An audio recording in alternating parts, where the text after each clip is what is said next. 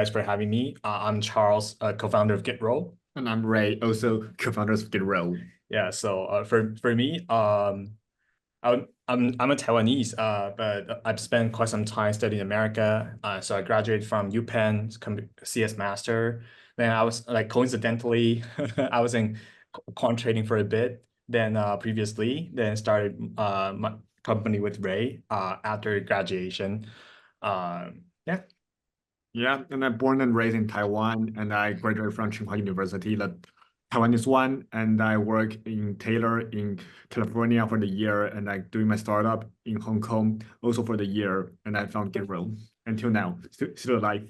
Yeah, and coincidentally, we're in San Mateo, California right now too. So yeah, so thank you guys for joining this happy hour. So we Gitroll, and what we said last year is we uncover global undervalued open source developers by evaluating their GitHub in minutes. That's what we said last year, and went a bit viral among the community. But this year, what we say is super simple. I say, hey, we evaluate GitHub, we uncover hidden gem, and we connect them with business. Done. So a simpler way to put that is we were like developers passport and magic mirror for companies. So simple as that.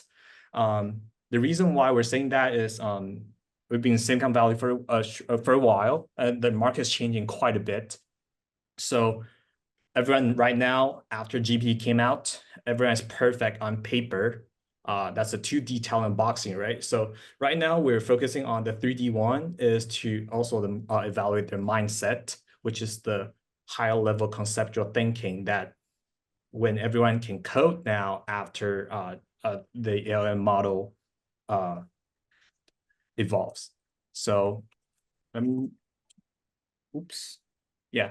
So the thing is, this market is a bit it's super noisy right now, especially in hiring. Some are following the traditional way, sourcing and screening, shortlisting, technical interviews, behavior interviews, all the way to onboarding. Then very complicated the process, like the pre-hiring process is sort of like monopolized by LinkedIn a bit as well. So but LinkedIn, there are like many false or fake information on that. So that's what we found the pain point. And the real pain point, that's how we connected after I graduated, was we both have previous startup undergrad, and I would say the same pain we faced was we saw there's a discrepancy between the skills listed on developers' resumes and their actual coding capabilities. So what we do is, hey, why not just look into their GitHub code line by line? So that's how we like pivot this from the previous startup idea to automate GitHub evaluation. So you can see at this in the screen, like it's like pre-LM. Everyone's like, hey, through hard work, Stack Overflow, and those ins and outs, it's a busy nitty-gritty details and combine them together. But right now, everyone looks perfect. In the interview, you all see the Columbia stories recently, right? So there are like 5 AI interview tool that helps like interviewers answer perfectly. I don't want to say the word cheat, but they literally like cheat. And they're making like tons of revenue right now. So that's the real market truth. So the question comes to like how to tell who are the real long-term builder, that the technical debt is not so heavy that when the startup scale or the company grows, that they cannot face customers' feedback. So that would be the question. Like the fun fact, so we also use our own system to find our founding engineers and our team as well. So we have 4 co-founders actually. So Ray and I were in San Mateo, and you see on the right there's a Louis and Ryan. They're in Hong Kong. Then these 4 people you see above, Hikma, Ziqiang, Jacob, and Emily, we found them in our talent pool. So in this way, we don't take a look at their pedigree and where they're from. We only care about their long-term project building capabilities, like if they can ship code on day 1. That's why we care more. And Patrick, our CPA. Yeah. So I would like to like amplify a bit of these developers. So the thing is, the ways that company hire developers are changing quite a bit, because now everyone can use a very, like, let's say, cursor, and to generate your website within, let's say, 3 to 4 prompts if you prompt properly. And the thing is, number one, many of the talent pools are like super crowded. All the people are looking into the same outbound place. That's number one. Number two is for all those inbound resumes, like I mentioned, they're like super perfect. Everyone just they look the same. But these builders, let me introduce a bit of them. So let's say Louis. So you want to mention Louis, or I can go with it? You go with it? Okay. So Louis was Ray. So Ray has a previous startup called Metamori.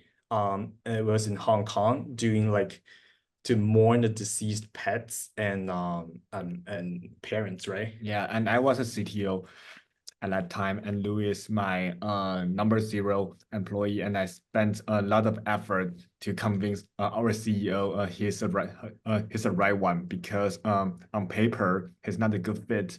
He didn't have any work experience at that time.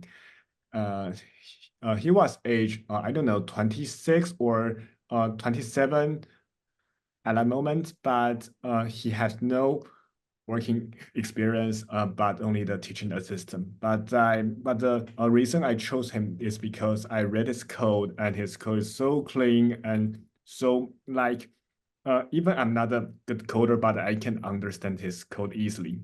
And he's started his open source journey since age of 13.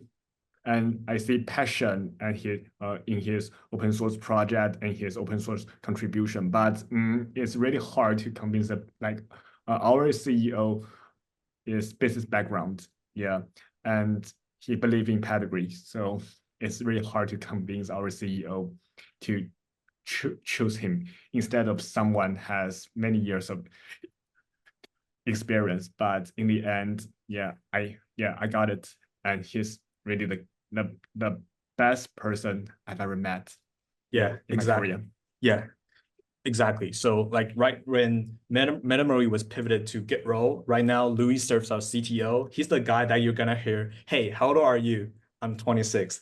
How many years of experience do you have? I have 14 years of working experience, because they all started coding at 12 or 13. So our whole team started coding at 12 or 13. Let's say, so Louis and this Hikma, she's from Nigeria.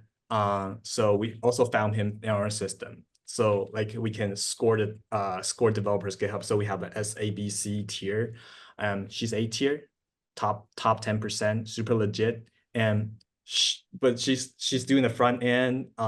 Then her performance was like super equivalently to the Silicon Valley, like 140K per year developer. But like, let me be like super, she only costs $500 per month in our company, and that can raise her 2 families in Nigeria.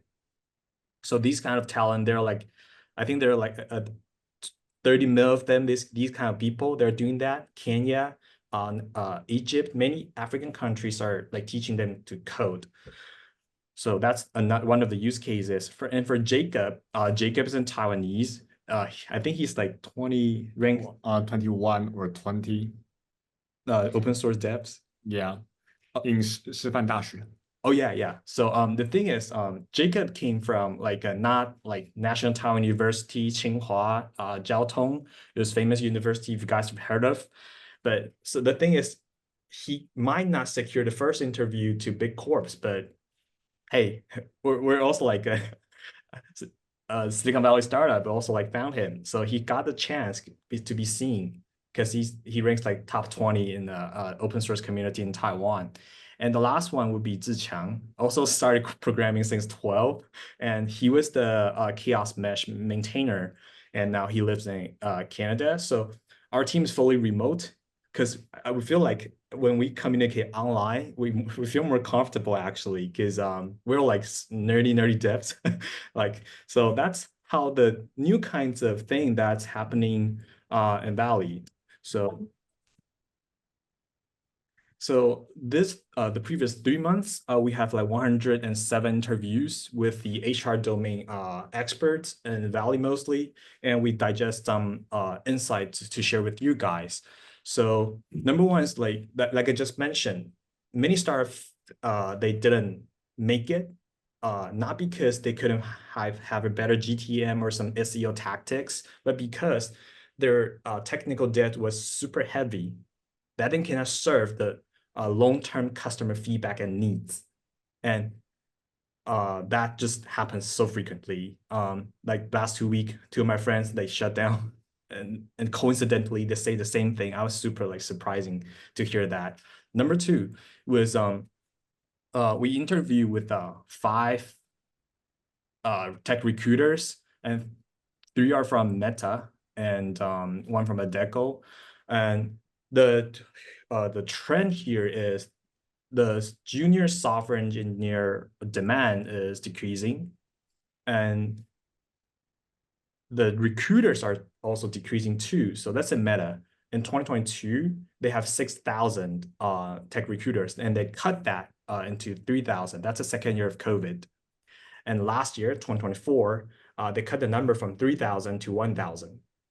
And but recently they just hired another 200 technical recruiters. But the thing is, they are seasonal. They are the temporary role. What they do is they hire 1 to 2 headcounts, then they get fired, and they have like 4 per year KPI, those kind of things, to fulfill.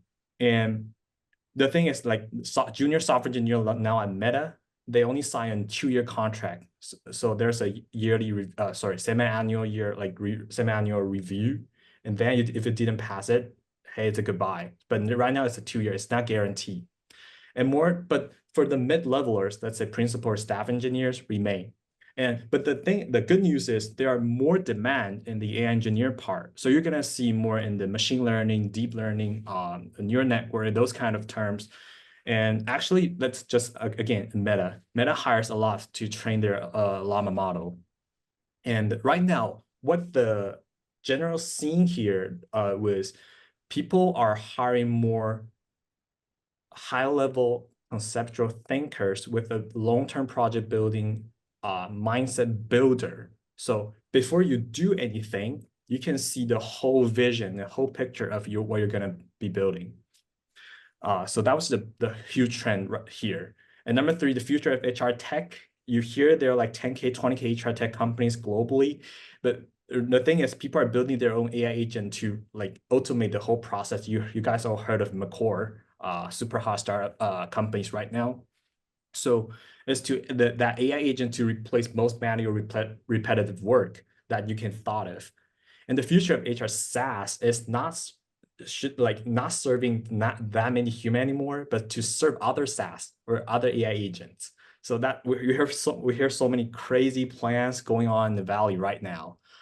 So that's a gist to share with you. And like for us, what we see is like, hey, last year people are talking about DEI, diversity, equity, inclusion, right? But in 2025, when Trump got elected, now DEI is DIE, but now there's a new thing called MEI, is a merit, excellence, intelligence. That a merit-based would be the new trend for the hiring.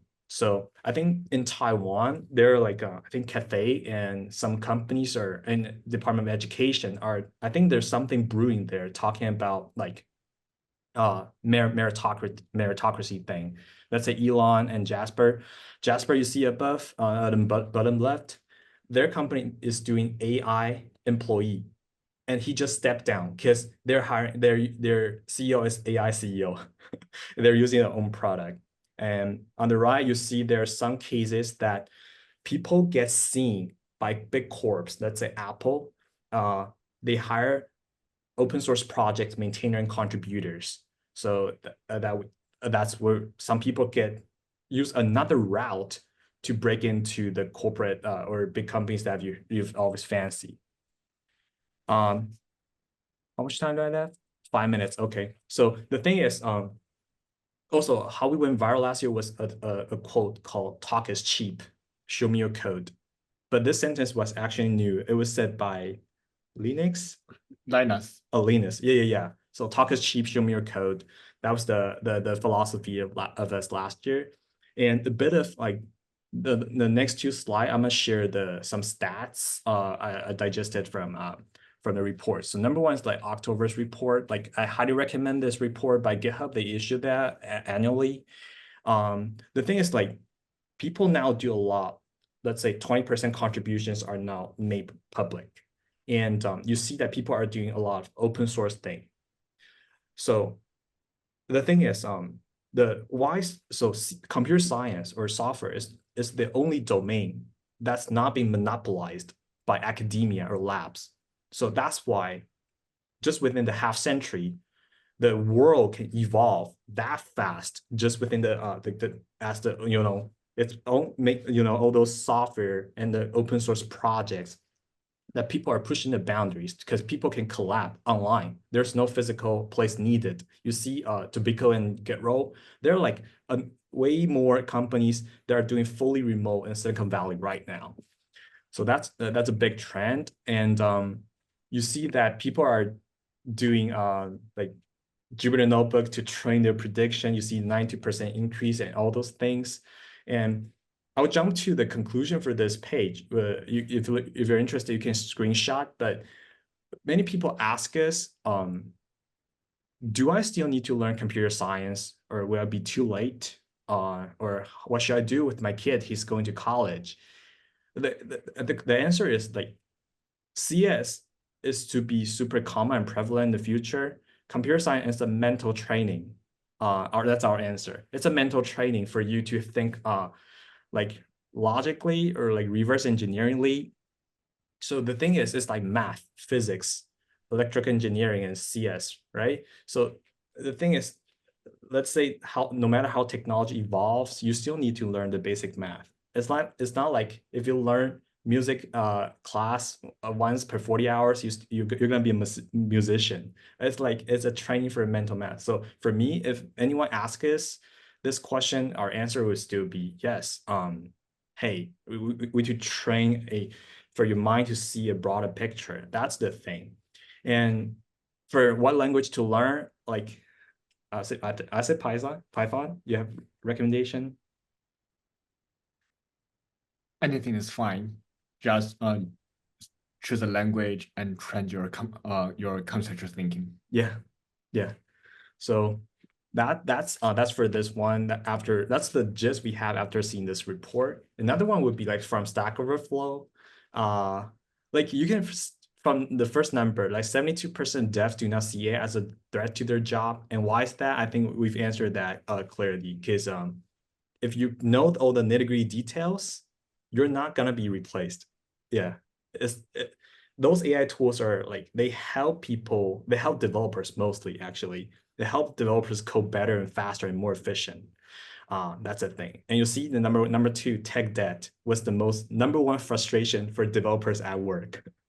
I'll jump to the satisfaction. So what makes developer like feel good when they're coding? Not the vibe coding, but it's actually a company culture. You see that there's so many companies in Silicon Valley here. Every company has like the Tobacco, they have super transparent, honest, and like you can just take feedback. That's the thing for I think the whole trend that's happening, that's always happening in Silicon Valley. People just so welcome all the feedback, and you take it, you digest it, you see resource, you learn it, then you just progress. That's all. Just move on. Just 对事不对人, right? So that's the thing. That also applies to like our team. Like everyone's like engineer. so we see that we communicate. When we feel like unhappy of anything, we just talk. That's all. So I hope when everyone like some are doing their startup, I see some like names in the chat. Yeah. So like communication is the number one thing. Just say out loud, think out loud, share your thoughts.